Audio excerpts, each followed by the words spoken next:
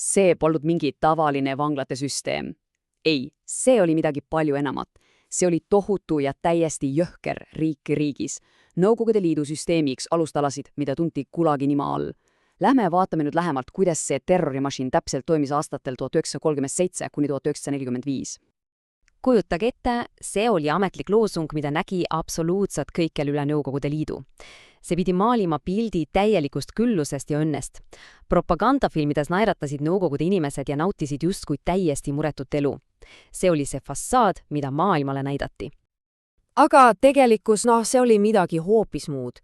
Juba aastaks 1935 ja pange tähele, see oli enne kõige hullemate puhastuste algust, oli Gulagi vangilaagrites üle 1 miljoni inimese. See kontrast lubatud paradiisi ja karmi reaalsuse vahel on lihtsalt vapustav. Ja siis läks asi tõeliselt käest ära. Ühest ainsast sündmusest sai täiuslik ettekääne, mis päästis valla täiesti enneolematu terrorilaine, mida me täna tunneme suure terrori nime all. Ja ärge arvake, et see oli mingi juhuslik vägivallapuhang. Oh ei! Nagu see ajajoon näitab, oli kõik väga metoodiliselt planeeritud. Kirovi mõrv, mis oli ka Stalini enda korraldatud või vähemalt talle ülimalt sobiv sündmus, kirjati hetkega poliitiliseks vandenõuks ja see andski talle täiesti vabad käed, et hävitada kõik oma tegelikud ja ka kujuteldavad vastased. Ja siin ongi asja tuum.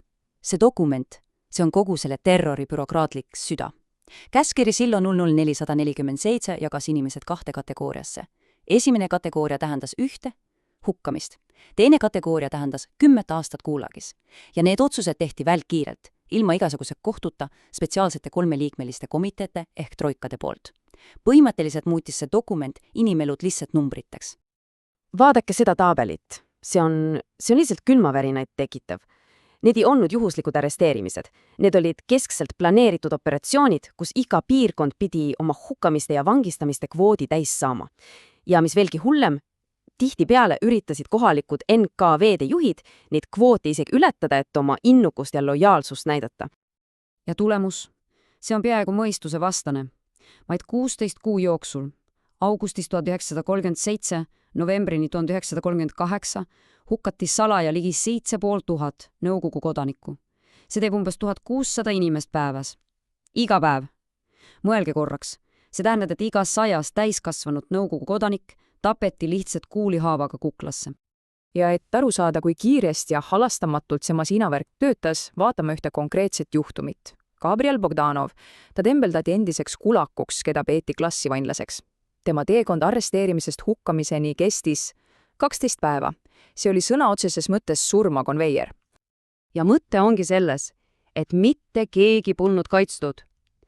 Terror ei tabanud ainult kommunistliku partei eliiti, oh ei. See haaras kaasa inimesi absoluutselt igalt elualalt ja külvas hirmu üle terve hiiglasliku riigi. Need on kommunistliku aktivisti Olga Adamova-Slousbergi südantlühestavad sõnad, mille ta ütles oma 6-aastasele pojale, kui ta arresteeriti.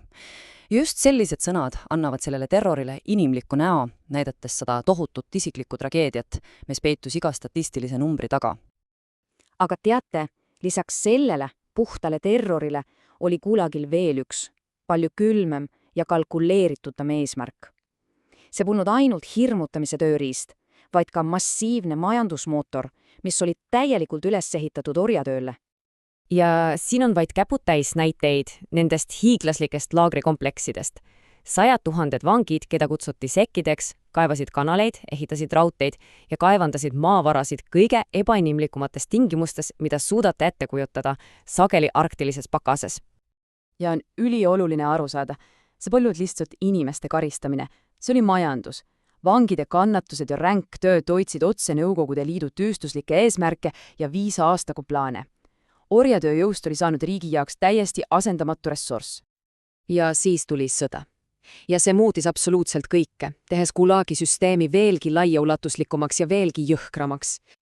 Väliselt paistis kõik justkui korras olevat, mitte kallale tungileping, aga selle taga oli peidus midagi palju süngemat. Salajane protokoll, mis andis Punaarmeele rohelise tule uute territooriumide vallutamiseks ja see omakorda tähendas massilist uute vangide sissevoolu Gulagi. Ja tulemus? Gulagi elanikkond paisus plahvatuslikult. 10 000 poolakad, eestlased, lätlased ja leedulased arresteeriti ja küüditati laagritesse sügavale Siberisse ja Kaug-Põhja. Nemad moodustasid järgmise suure vangide laine. Aga siis 1941 aastal tungis Saksamaa Nõukogude Liidule kallale ja see tekitas täieliku kaose. Läänepoolsed laagrid evakueeriti kiiruga ja need muutusid tihtipeale surmarännakuteks. Vange aeti jalgsi 100 kilomeetrite kaugusele itta ja kui transporti ei jõudnud korraldada, siis lihtsalt tapeti vangid massiliselt kohapeal maha. Sõja ajal muutus elu laagrites. See muutus põrguks maa peal. Nagu see diagramm väga selgelt näitab, kukkusid toidunormid täiesti kolinal kokku. See, mis enne sõda oli juba nälgimine, muutus nüüd 100 000 kindsaks surmaotsuseks. Ja tagajärg, see on lihtsalt õõvastav. Ainuksi 1941 ja 42 aasta talvel suri nälga veerand kogu Gulagi elanikkonnast. See oli massiline suremine külma, kurnatuse haiguse kette. Ja kuigi sõda hakkas lõpule jõudma, ei tähendanud see Gulagi lõppu. Kaugel sellest. See oli alles järgmine peatükk selle süsteemi loos. Kuulake nüüd seda tsitaati ühelt ellujäänult. See võtab kokku kogu selle süsteemi ebainimlikkuse. Inimesed lihtsalt lakkasid olemast inimesed, muutudes millekski, mida oli vaivu võimalik ära tunda. Ja isegi siis, kui Punaarmee võidukalt lääne poole liikus, ei jäänud see masinavärk seisma. Ei, see leidis lihtsalt uusi ohvreid. Igaüks, kes oli elanud Saksa okupatsiooni all, oli nüüd potentsiaalne reedjur ja uus vang. Ja lisaks neile sattusid laagritesse miljonid Saksa sõjavangi. Ja see ongi ehk kõige hullulisem mõte siin. Sõda sai läbi, Moskvas peeti suuri võiduparaade, aga samal ajal miljonite inimeste jaoks jätkasid laagrid tööd, leidsid uusi ohvreid ja laiendasid oma haaret. See süsteem oli muutunud Nõukogude riigi lahutamatiks osaks. Ja ma jätan teid ühe mõttega, ühe küsimusega. Mis saab siis, kui riigi terrorimasinast ei saa mitte ajutine abinõu, vaid püsiv ja täiesti asendamatu osa selle riigi eksistentsist? See on küsimus, mis sunnib meil mõtlema Gulagi sügavale olemusele ja selle pikaajalistele tagajärgedele.